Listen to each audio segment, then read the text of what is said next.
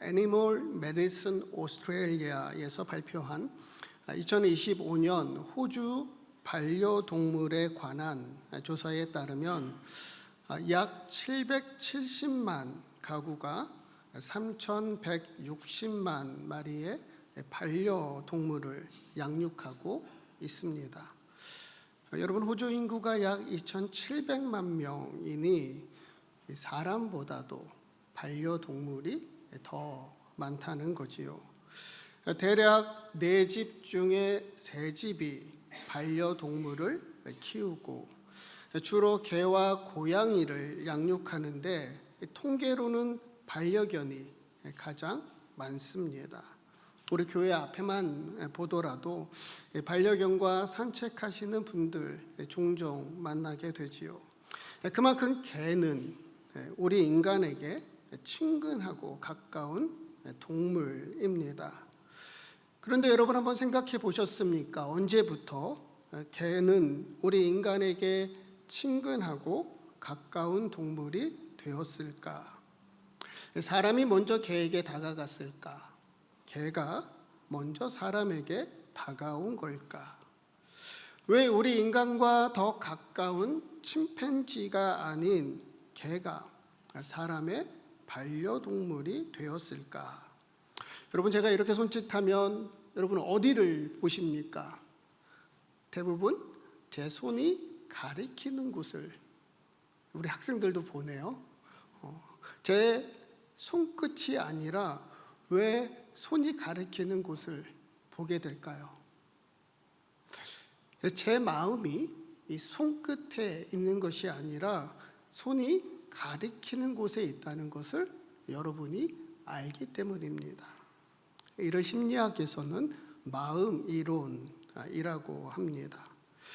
심리학자들이 비슷한 실험을 개와 침팬지에게 합니다. 여러 번 시도했는데 결과는 동일했어요. 모두 개만 인간의 손짓을 금방 알아차렸다고 합니다. 달리 말하면 개는 사람의 마음을 읽는다는 거지요. 사람의 마음을 알아주고 또 협력과 소통이 가능하며 늘 한결같으니 어느 집에서는 개보다 우선순위에서 밀리는 분들도 있다 하지요. 그게 우연이 아니라 이런 친화력으로 개는 사람에게 가장 다정한 반려동물이 된 겁니다. 다정한 것이 살아남는다. 흔히 우리는 강하고 힘이 있는 자가 살아남는다고 하지요.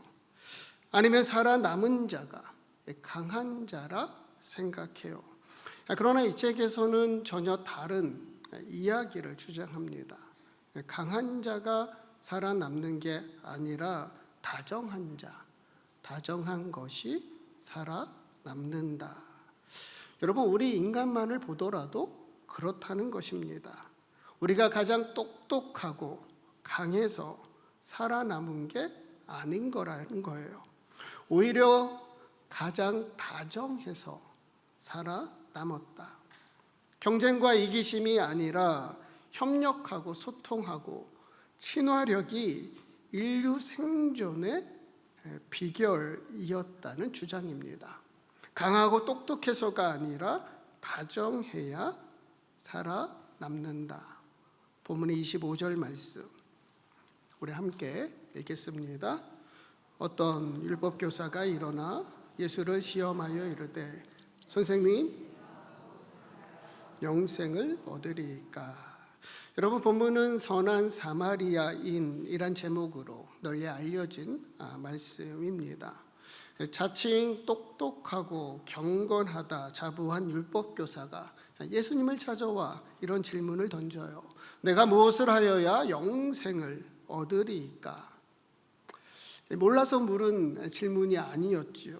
그저 자신이 얼마나 위대하고 대단한 사람인지 보여주고 싶고 인정받기를 원했을 뿐입니다. 그는 이미 정답을 알고 있었고 예수님도 그의 대답이 옳다 하셨지요. 하나님을 사랑하고 이웃을 사랑하라. 그러자 우쭐한 마음에 한 번 더 질문합니다. 29절 말씀 우리 함께 읽겠습니다. 그 사람이 자기를 옳게 보이려고 예수께 여짜오되 그러면 내 이웃이 누구입니까? 이 질문에 예수님은 바로 답을 주시지 않으셨어요. 오히려 한 가지 이야기를 들려주십니다. 그것이 바로 선한 사마리아인 이야기입니다. 유대인 남자가 있었습니다. 예루살렘에서 여리고로 가다가 강도를 만나요. 모든 걸 다 빼앗기고 실컷 얻어맞고 거의 죽을 지경이 되어 쓰러져 있었지요. 마침 제사장이 그를 보았지만 지나가고 레위인은 못 본 척하고, 그런데 유대인들이 그토록 경멸하고 무시하던 사마리아 사람은 그냥 지나치지 않았습니다. 그에게 다가가 그의 상처를 싸매주고 여관까지 데려가 돌봐줍니다. 게다가 돈까지 주며 그를 보살펴달라 부탁하고 떠났지요.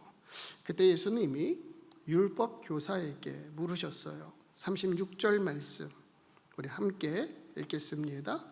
내 생각에는 누가 강도 만난 자의 이웃이 되겠느냐? 강도 만난 자의 이웃은 누구인가?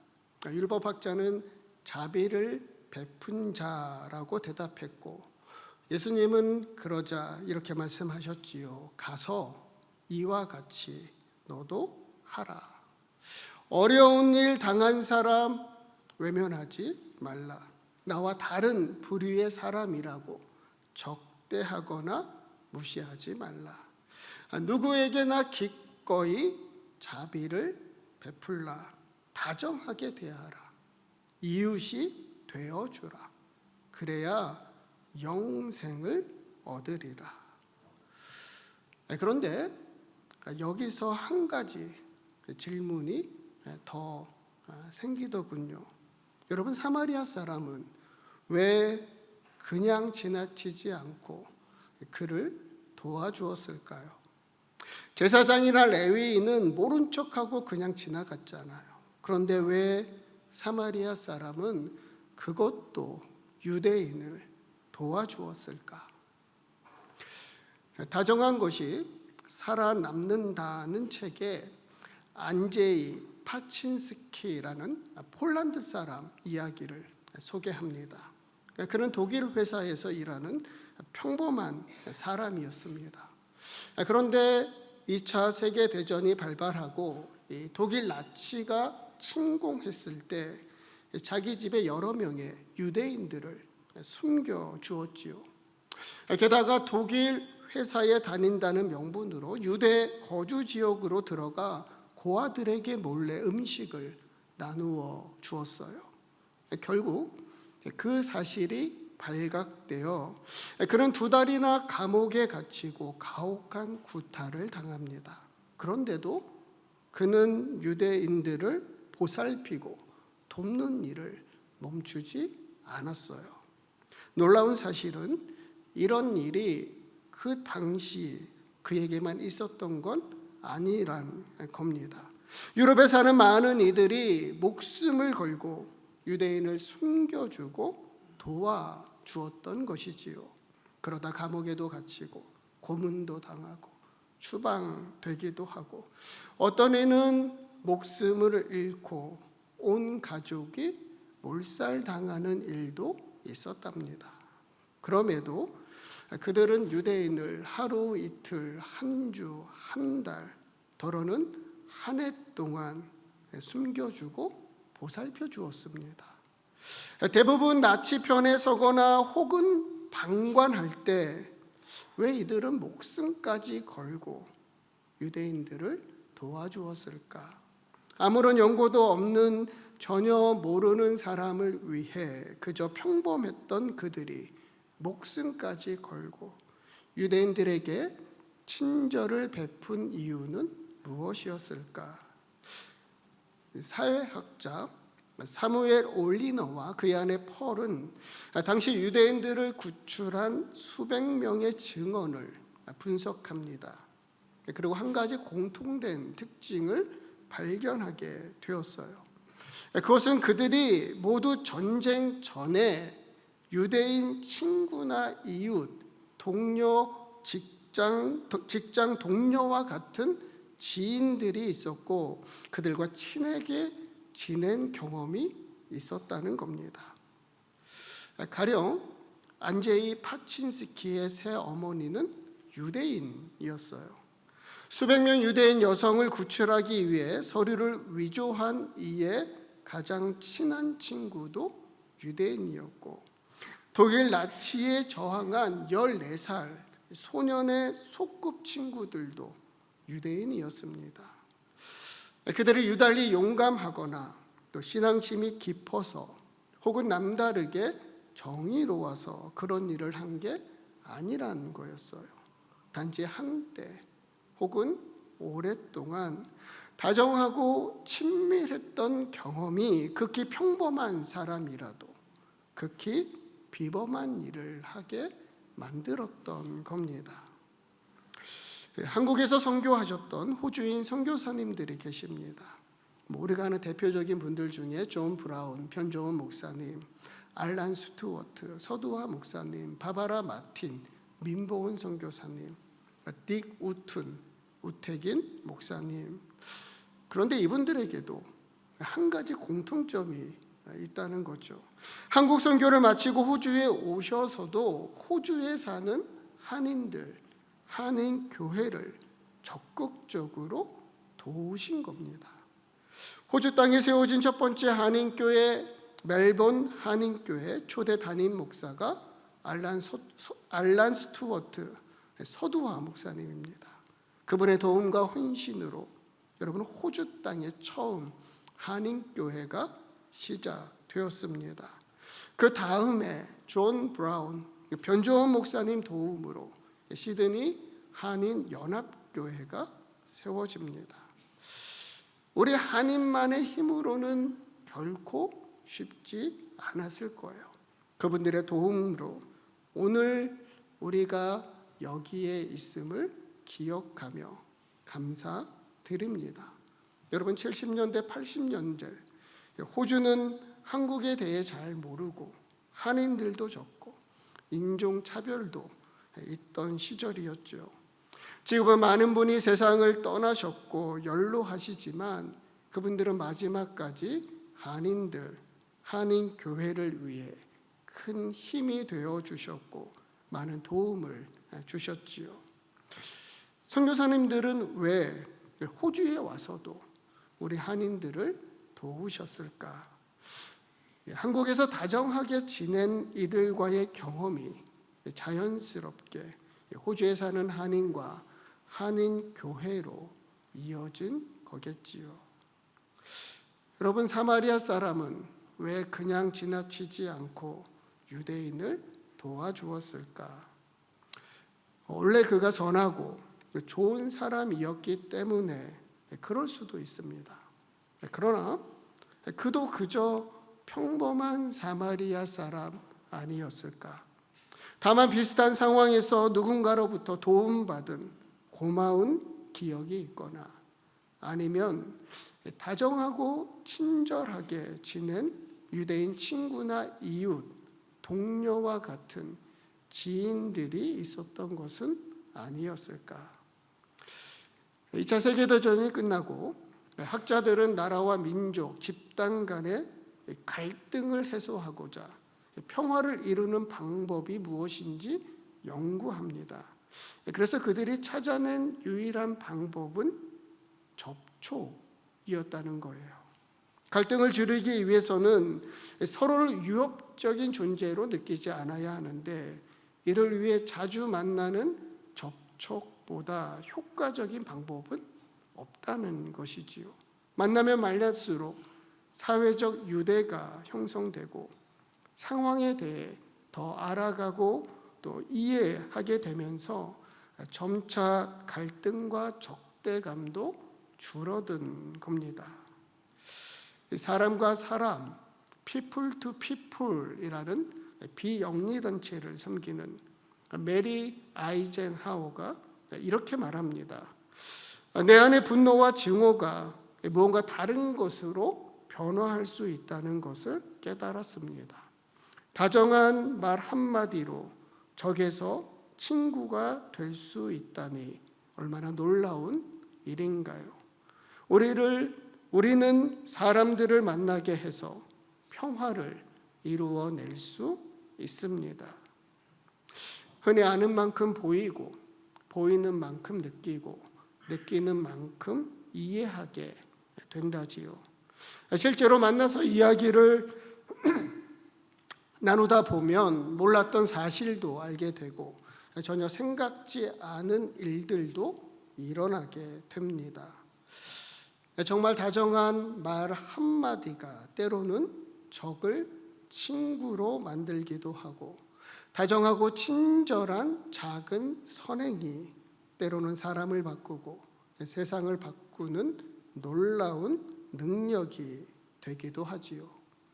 여러분, 우리 인간은 홀로 존재할 수 없습니다. 사회적인 존재이지요. 성부, 성자, 성령 하나님 형상을 따라 지음 받았으니 우리 인간은 본디 관계적인 존재이다. 다른 사람과 어울리며 더불어 살아가야 합니다. 만나고 대화하고 다정하고 친절한 관계를 통해 오늘 여기까지 우리가 살아왔고 살아남았음을 기억해야 합니다. 다정한 것이 살아남는다는 책의 마지막 문구는 이래요. 우리의 삶은 얼마나 많은 적을 정복했느냐가 아니라 얼마나 많은 친구를 만들었느냐로 평가해야 한다. 그것이 우리 종이 살아남을 수 있었던 숨은 비결이다. 강한 자만이 살아남는다는 논리가 팽배한 이 세상에서 다정한 것이 살아남는다는 주장과 연구는 오늘 우리 그리스도인들에게도 시사하는 바가 크다 생각합니다. 세상은 단순히 힘의 논리로만 지배되고 유지되어 온 게 아니다. 역사는 강자만의 전유물이나 업적도 아니고 오히려 다정하고 친절한 이들 덕분에 이어온 선물이다. 무엇보다 세상을 창조하시고 역사를 주관하시는 하나님의 인자하심과 다정하심이 드러난 하나님 역사이다. 요한복음 3장 16절 말씀 우리 함께 읽겠습니다. 하나님이 세상을 이처럼 사랑하사 독생자를 주셨으니 영생을 얻게 하려 하심이라. 그를 믿는 자마다 영생을 얻게 하려 하심이라. 예수님은 누구든 마다하지 않고 다가오는 이들을 다정하게 맞아 주셨지요. 누구에게나 먼저 다가가 다정하게 만나 주셨습니다. 하나님이 세상을 이처럼 사랑하사 우리를 구원하기 위해 십자가에 달려 하나님 그 사랑 확증해 주셨습니다. 여러분, 십자가는 세상을 이처럼 사랑하시는 하나님 사랑입니다. 십자가는 세상 모든 이들을 두 팔 벌려 안아주시고 품어주시는 예수님 사랑, 예수님의 다정함입니다. 하여 사도 바울은 당부합니다. 로마서 12장 10절 말씀 우리 새번역 성경으로 함께 읽겠습니다. 형제의 사랑으로 서로 다정하게 대하며 존경하기를 서로 먼저 하십시오. 사랑하는 교우 여러분, 다정한 그리스도인이 됩시다. 형제의 사랑으로 서로 다정하게 대하며 존경하기를 서로 먼저 합시다. 처음 만나는 사람, 잘 모르는 분들이라도 먼저 다가가 다정하게 인사합시다. 다정하게 말해주세요. 다정하게 행동해주세요. 교회에서만이 아니라 우리가 살아가는 가정과 일터, 학교에서도 우리 일상에서 만나는 모든 이들에게 다정한 부모, 자녀, 다정한 부부, 다정한 사장님, 직원님, 다정한 선생님, 학생, 다정한 시민, 다정한 그리스도인이 되어주세요. 그리고 다정한 교회가 됩시다. 십자가 위에서 두 팔 벌린 예수님의 사랑과 다정함을 교우들, 이웃들, 세상과 나누어 주세요. 본디 교회는 타자를 위한 공동체이니까 다정하게 교우들, 이웃들에게 다가가고 다정하게 세상에서 친절과 선행으로 하나님 사랑, 이웃 사랑 실천합시다. 우리는 성경을 읽지만 세상 사람들은 우리를 읽는다 하지요. 선하고 아름답게 다정하고 친절하게 쓰임 받는 우리 교회가 되게 하소서.